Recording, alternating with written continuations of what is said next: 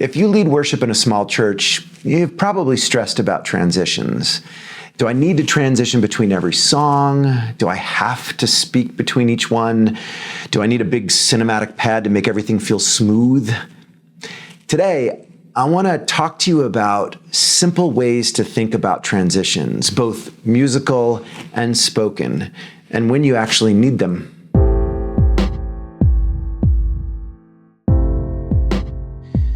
Let's start with some freedom. You do not need fancy transitions between every song.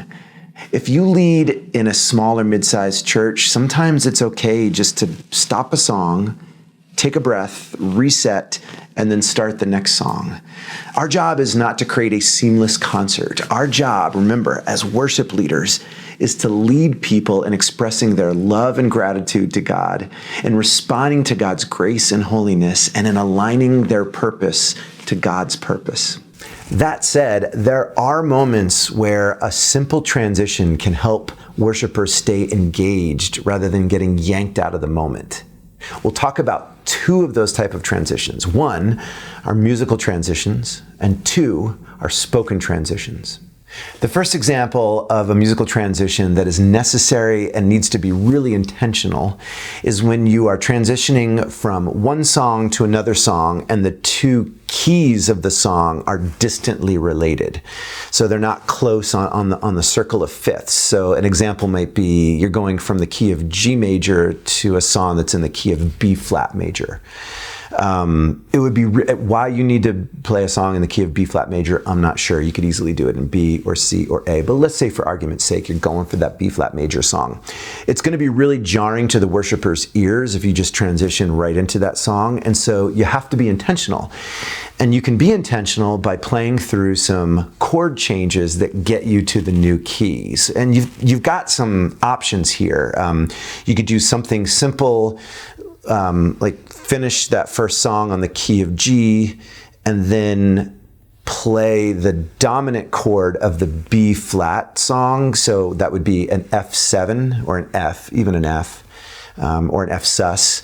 And then just let that sit for a little bit and let the worshiper's ears kind of adjust to that, because they'll hear that F sus or that F7 and they'll go, ooh, oh, I think we're going to go to, they may not be able to name it, but they'll know we're going to go to a B flat. Another option for like a G to a B flat, because they share a common note, they share a D actually, so they're kind of like cinematically related. You could do something that's more emotional, which is play a parallel minor. So you could play a G, and then you could go to a G minor, take that G minor to an E flat, which is the fourth, and then you can play the F or the F sus or the F dominant, and then you could land back on the B flat, and then you've entered the key of the new song. I love this music theory stuff. I think as a worship leader, especially if you lead a band, understanding music theory is going to really help you level up your ability to lead that band and to really lead the worshipers. So if you're interested, if you don't know music theory much and you're interested, YouTube is full of music theory videos. So head down that rabbit hole. If you have songs that are in the same key, the same meter, and have the same tempo or near enough the same tempo, and have near enough the same intention or theme, you are in luck, because you could do what is known as the age-old mashup. I love mashups. I remember going to a worship conference one time, and the first worship set just seamlessly transitioned from one song to the next, and then called back to the chorus of the first song, and then jumped ahead to another song. And it was the first time, I was a young worship leader, I was like, you don't need to stop a song and start a new song. You can transition them one to the other. You don't have to do a whole 15-minute set like that, but if you want to mash up two songs that are connected, I've got a video, so check that video out, and it'll give you an example of how you could transition a song, "Oh Come to the Altar," into "Greater You Lord." And there are lots of songs that have this possibility. So the musical mashup, great musical transition.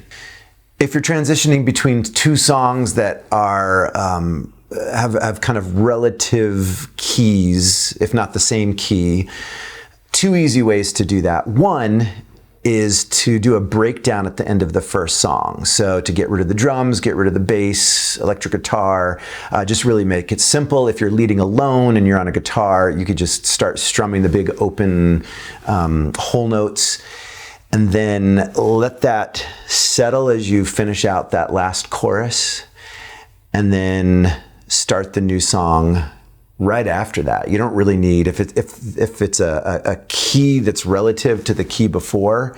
So in that circle of fifths, if something's close and they share some common language, then just transition to that new song. You could do it a cappella, an a cappella chorus, and then starting the new song. So that breakdown or a cappella chorus, really wonderful way to transition between two songs.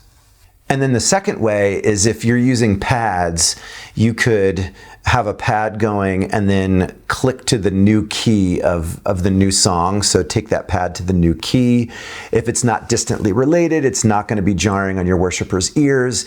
And then that pad really just sets the new song out. And then you can reset, take a breath, get your drummer to get ready to count in. So pads are wonderful. I've actually got some videos coming soon about how to use pads in the Prime app through Loop Community.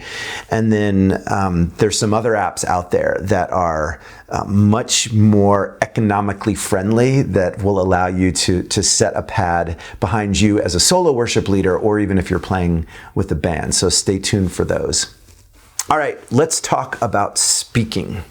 Spoken transitions can be really intimidating, especially if you're new to worship leading, but they don't need to be intimidating if you keep them simple, understand the intention, and then understand when to use spoken transitions. So you're not stepping into a moment and starting to speak and go, I don't know if I'm supposed to speak here, but I think I should speak. You got to plan ahead. So we'll talk about how to do that. They are best if they're brief and clear. And they don't need to be a mini sermon. Nobody needs a mini sermon before a song. The song is hopefully about to speak for itself. But sometimes that song needs to be set up because something's happening in the worship flow or something's happening in the room that you need to name. So if you need to name the moment that's happening, I think about it in three really simple, brief steps. The first step is to name that moment. And I'll give some examples coming up here. And then to connect that moment that you've named to the song, and then to invite people to respond. So what do I mean by naming a moment? I can think of two moments that definitely need to be named. One is if you're introducing a new song. I've done this before. I've made the mistake of just going, I'm sure they've heard it on their Spotify playlist, or back in the day, or even now if they're listening to K-Love, so let's just sing it. And I get these quizzical looks from people. They need to know this is a song that we have not sung together before, or sang together before. One of those is correct. And so they need to know a new song is coming, and then you need to introduce the song. I'll have a new video coming soon about how to introduce a song, because that is an art unto itself, and I'm still, after 25 years, trying to figure that art out. So we'll all bear with each other as we figure it out. So introducing a new song. Another time that you need a spoken transition between songs is when there is a shift in intention between the songs. So the worship flow has you moving from a celebratory song to a song of confession. That definitely needs some kind of a spoken transition, or else it will be very confusing to your worshipers. Now remember, worshipers really, really want to be led. We do not sing together typically in our everyday life. Maybe if you're at a birthday, you sing together. But otherwise, it's kind of an uncommon language for gathering together, and so they're looking to you for your leadership. So if you just assume, hey, they're going to come with me because I spent all this time thinking about it and planning it and it's going to be beautiful, you may be losing some of them. You've got to really think, okay, we're shifting intention here. And so name that moment. Say, hey, we just sang a song of praise to God, and now we're going to move into a time to confess to God, to share the burdens of our hearts, and to let God know the complete picture of who we are in heart, mind, and soul as we prepare to hear His word. And so We're about to sing, and you name the song. And as we sing the song, I invite you to confess either through these lyrics or silently to God during the interludes, whatever you're carrying on your heart. That's a really simple, off-the-cuff example of how you could transition from one moment to the next. Another time that you might want to name the moment is if there's something going on powerfully in the room. You've just finished a song that people really dug into and responded well to. That spoken transition into the next song could be naming what just happened during that song. Really easy way to do that is just to pray, to show people that if you're feeling this emotion, if you're feeling this connection to God, a really simple way to go, what do I do with all this, is just to have a conversation with God. So show your people, how do you have a conversation with God when you're filled with that emotion, and you're filled with that passion of the moment. And then name the next song that you're about to sing and give some intention around that, and then transition to the next song. I wanted to give you a little bit more of an example of an intentional transition that I wrote out. And by the way, you don't have to do everything off the cuff. You don't have to just assume that everything is going to be fed to you through the Spirit and you're just going to speak beautifully every time you open your mouth. It's not going to happen. Sometimes it'll happen.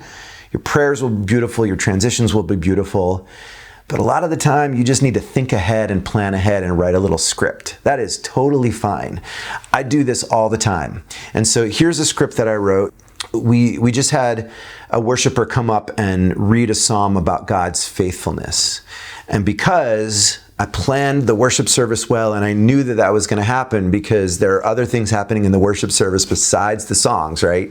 So somebody read that, and so I planned a song about God's faithfulness after that reading. And I knew that we needed to take the moment of the psalm reading into the song without just starting the song. So here's what I wrote. Yes, I looked down at it. I practiced it. I made sure the words felt comfortable in my mouth. But I read it, and I grabbed words. This is a good trick. If you've got something to read, look down, grab a few of the words, and then look up and say it to people. You can memorize little bits at a time. If you want to memorize the whole thing, that's fantastic. But here's what I wrote. We just heard this reminder that God stays faithful in every season. This next song gives us words to say thank you in the middle of whatever we are carrying. Let's sing this song together as our response. Really simple. I looked at it, I shared it with people, I shared it with you, and that's it. It's clear and it's simple, and it points people towards God and towards the next moment rather than back towards me because I'm fumbling around for something. Finally, let's talk about spoken transitions that happen after the sermon. The stakes feel higher, right? We've just really shifted the worship flow. We've really shifted the room because we've listened to a sermon. It's moved our heads, it's moved our hearts.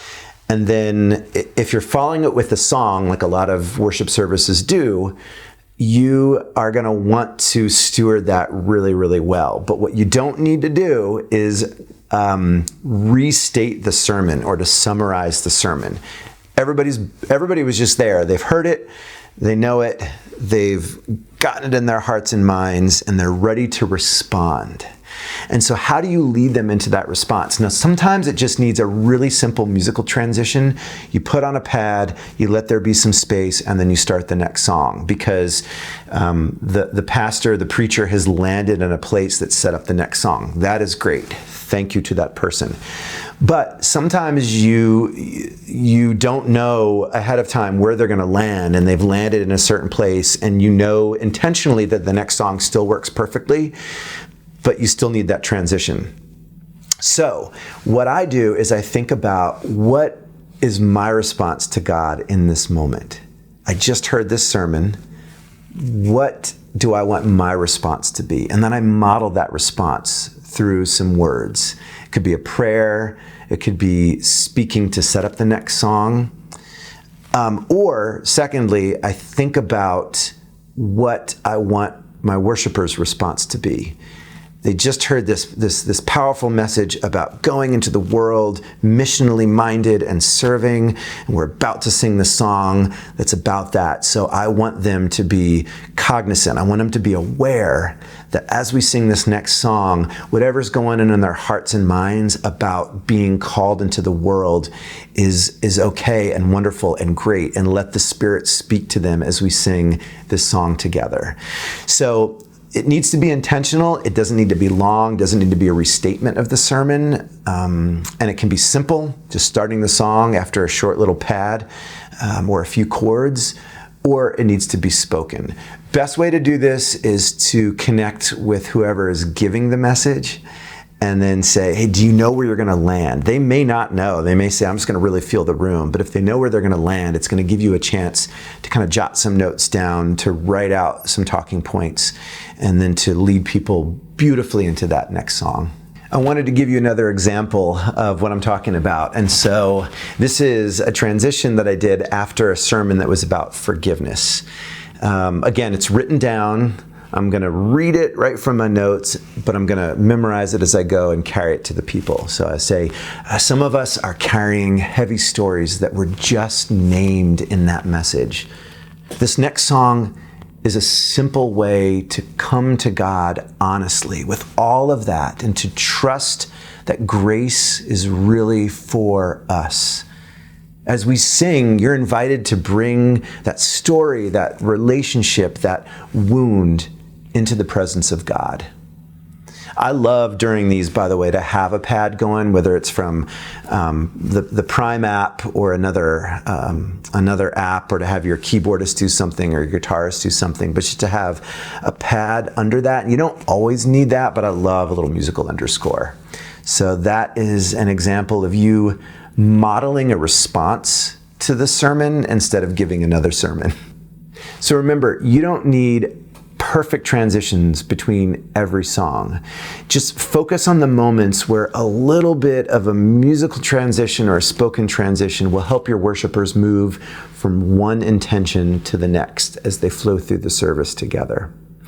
If you want to give this a shot, I would recommend looking at your next worship set and picking one moment where you could really put some focus on crafting an intentional transition, whether it be musically or spoken. I'd love to hear how it went, so drop some comments below after you've done that. What worked, what didn't, what help do you need? Also, if you have ideas, I did not cover nearly all of the ways that you could transition songs. These are just some real simple ways. If you have ideas for how to transition between songs, let's have a conversation below together. I might find some stuff in there that I'd love to borrow from my next worship service. Also, if you have some ideas for how you transition songs, because I definitely did not cover everything. I just did some simple ways for you to transition.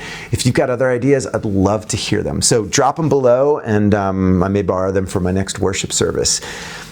If this was helpful to you, please become a subscriber. I'd love to share more ideas with you as we travel together through worship leading. So thanks so much for spending this time together, and watch out for some new ideas that you can use this Sunday.